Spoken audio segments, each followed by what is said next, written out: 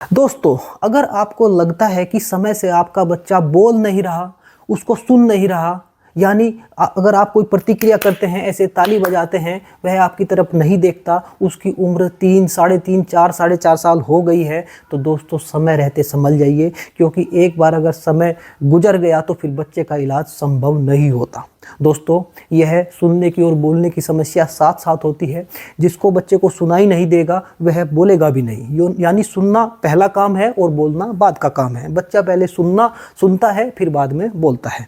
तो दोस्तों, यह समस्या क्या होती है, क्यों होती है, इस समस्या का समाधान क्या है और कब तक इस समस्या का समाधान हो सकता है, आज की वीडियो इसी चीज़ को लेकर है। लेकिन उससे पहले डायग्राम के माध्यम से बहुत ही साधारण शब्दों में मैं इसका समझने का, सुनने का आपको विज्ञान समझाऊंगा एक डायग्राम पर। आइए हम देखते हैं। दोस्तों, एक साधारण सा डायग्राम है। यह बच्चे का कान है। कान के अंदर एक हड्डी होती है जिसका नाम होता है कोक्लियर हड्डी, और बच्चे के यहाँ मस्तिष्क में अंदर यहाँ श्रवण केंद्र होते हैं, और यह श्रवण केंद्र कोक्लियर हड्डी से जो दिमागों में नसें होती है, नसों के माध्यम से यह श्रवण केंद्र जुड़ा होता है।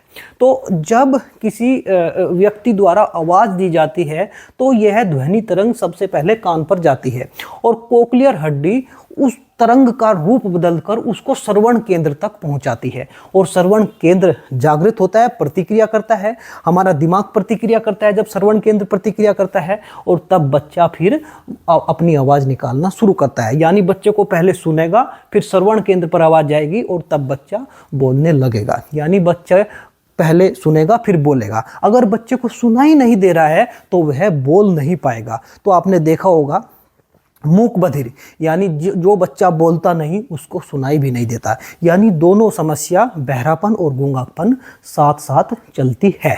तो दोस्तों, अगर कोई बच्चा बिल्कुल भी नहीं बोल रहा, उसकी उम्र 3, 4 साल हो गई है, प्रतिक्रिया करने पर उसको सुनाई भी नहीं देता, तो उसके 2 कारण हो सकते हैं। या तो उस बच्चे की कोक्लियर हड्डी खराब है। जब उसकी कोक्लियर हड्डी खराब होगी तो कोक्लियर हड्डी से जो तरंगे हैं वह श्रवण केंद्र तक नहीं पहुंचेगी। दूसरा, उसकी कोक्लियर हड्डी तो सही है, लेकिन बीच का जो यह रास्ता है, यह नसें हैं, जो दिमाग की नसें होती है, वो खराब है। यानी या तो यह नसें खराब है या कोक्लियर हड्डी। अगर इन 2 चीज़ों में कोई एक चीज़ क्षतिग्रस्त है, जन्म के समय या जन्म से पहले गर्भावस्था में या जन्म होने के बाद में कुछ दिक्कतें हो जाती है, उनकी वजह से दोनों चीज़ों में ही प्रॉब्लम आ जाती है। तो अगर दोनों में कमी है तो भी बच्चे को सुनेगा नहीं, अगर एक में कमी है तो भी बच्चा सुन नहीं पाएगा। अब दोस्तों, इसका पता कैसे चलता है? अगर बच्चे की कोक्लियर हड्डी खराब है तो कोक्लियर हड्डी का एक टेस्ट होता है। दोस्तों, मैं उस टेस्ट का नाम लिख देता हूँ, ऑडियोमेट्री। और एक टेस्ट होता है जो अक्सर दोस्तों ऑडियोमेट्री बच्चों का टेस्ट नहीं होता, बच्चों का टेस्ट बेरा टेस्ट होता है। तो इसके लिए सही तरीके से अगर मैं कहूँ तो बेरा टेस्ट के माध्यम से जो 5 साल से कम उम्र के बच्चे हैं उसका पता चलता है कि उसकी कोक्लियर हड्डी खराब है या नहीं। डॉक्टर बेरा टेस्ट के माध्यम से कोक्लियर हड्डी का पता करते हैं। और जो यह दिमागी नसें होती है कोक्लियर हड्डी से लेकर श्रवण केंद्र को, इसका पता चलता है, इसके लिए होता है MRI, CT स्कैन।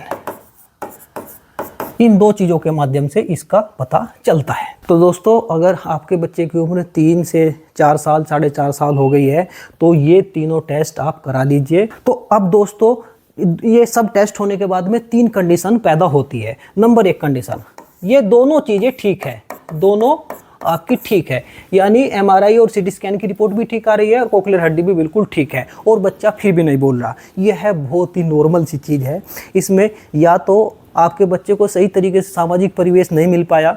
आज के भाग दौड़ के ज़माने में बच्चे टीवी, मोबाइल फ़ोन देखते रहते हैं, माता पिता उनको टाइम नहीं दे देते। एकल परिवार होता है, यानी बच्चे के साथ वार्तालाप कम हो रहा है। कोरोना के बाद में बहुत सीमित परिवार हो गए हैं, बच्चे घर से बाहर नहीं निकलते, तो उस वजह से दोनों चीज़ ठीक होने के बाद भी बच्चे नहीं बोल रहे। तो एक तो उनके साथ घुल मिलिए, बच्चे से ज़्यादा बात कीजिए, और या अगर आपके पास कम समय है तो उसके लिए स्पीच थेरेपी के सेंटर बने हैं दोस्तों। स्पीच थेरेपी उसको बोलते हैं, स्पीच थेरेपी। बड़े बड़े शहरों में ऐसे बहुत सारे सेंटर हैं, वहाँ घंटे 2 घंटे का हफ्ते में 2 से 3 बार घंटे 2 घंटे का वहाँ स्पीच थेरेपी बच्चों को दिया जाता है और बच्चा महीने 2 महीने बाद बोलना शुरू हो जाता है। तो दोस्तों पहली कंडीशन ऐसी हो सकती है कि दोनों चीज़ें ठीक है लेकिन बच्चा नहीं बोल रहा, तो उसको या तो सामाजिक परिवेश दीजिए या उसको स्पीच थेरेपी कराइए। अब नंबर दो में दोस्तों उसका ऐसा स्थिति हो सकती है कि नसें, जो दिमाग की नसें हैं वह बिल्कुल सही है और उसकी कॉकलियर हड्डी खराब है। कॉकलियर जो हड्डी है वह उसकी खराब है। तो ऐसी स्थिति में दोस्तों कोक्लियर हड्डी का ऑपरेशन हो जाएगा। कोक्लियर हड्डी का ऑपरेशन वैसे अगर कराते हैं तो 6 लाख रुपए का उसमें खर्चा आता है, लेकिन सरकार की तरफ से एकदम निःशुल्क कराया जाता है। उसमें भारत सरकार और राज्य सरकारों द्वारा ऐसा ऑपरेशन निःशुल्क कराया जाता है। तो अगर आप यह ऑपरेशन निःशुल्क कराना चाहते हैं तो अपने जनपद के जिला दिव्यांगजन सशक्तिकरण अधिकारी, जो दिव्यांग कल्याण अधिकारी होते हैं, जनपद के जिला स्तर पर अधिकारी होते हैं, उनके ऑफिस में जाइए, वहां बच्चे की जानकारी दीजिए, आपके बच्चे का निःशुल्क ऑपरेशन वह करा देंगे। अच्छा, नंबर 3 कंडीशन दोस्तों क्या हो सकती है? नंबर 3 कंडीशन होगी कॉकलियर हड्डी सही है, कॉकलियर हड्डी सही है लेकिन नसें खराब है। दोस्तों अगर बच्चे की नसें खराब है तो संभवतः उस बच्चे का इलाज नहीं हो पाता।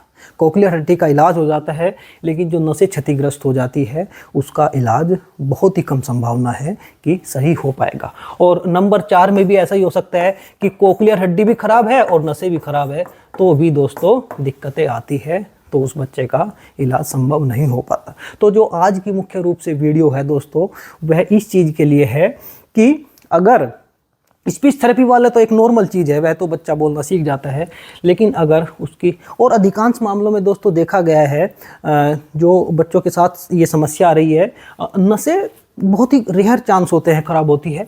अधिकतर समस्या स्पीच थेरेपी से हो जाती है समस्या सोल्व, और कोक्लियर इम्प्लांट की भी कुछ समस्या आती है। तो दो आज की वीडियो है वह कोक्लियर इम्प्लांट के हैं, इम्प्लांट के लिए मैंने बनाई है।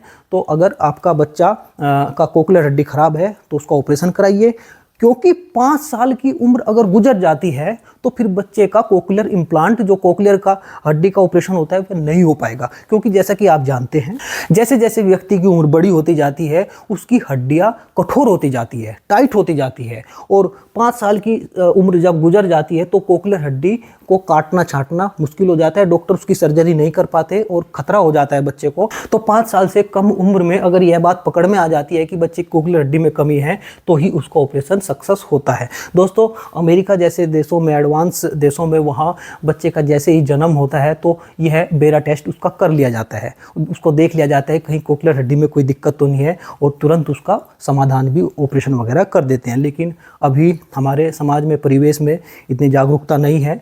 तो मेरा सभी से यह निवेदन है, जो भी माता पिता है, अगर बच्चे के साथ ऐसी समस्या है तो उसका बेरा टेस्ट कराइए, MRI CT स्कैन वगैरह सब कराइए और देख लीजिए कहीं कोई दिक्कत तो नहीं है। और अगर दिक्कत है तो 5 साल से पहले उसका कोक्लियर इम्प्लांट करा ले। और कोक्लियर इम्प्लांट अगर आप निःशुल्क कराना चाहते हैं तो अपने जनपद के जिला दिव्यांगजन सशक्तिकरण अधिकारी से मिलिए, उन्हें कुछ जरूरी कागजात देने होते हैं जैसे दिव्यांग प्रमाण पत्र वगैरह। दोस्तों अगर किसी के साथ ये समस्या है तो मैं लास्ट में अपना एक व्हाट्सअप नंबर दूंगा, उस पर मुझसे मैसेज करके इसकी जानकारी ले सकते हैं, कैसे कैसे ये ऑपरेशन होता है, उसमें क्या क्या डॉक्यूमेंट लगते हैं, मैं वो आपको बताऊंगा। ये दोस्तों मेरा व्हाट्सअप नंबर है, इस पर आप मुझसे चर्चा कर सकते हैं और इसके बारे में और भी कुछ बात पूछना चाहते हैं, जानकारी लेना चाहते हैं तो बिल्कुल ले सकते हैं।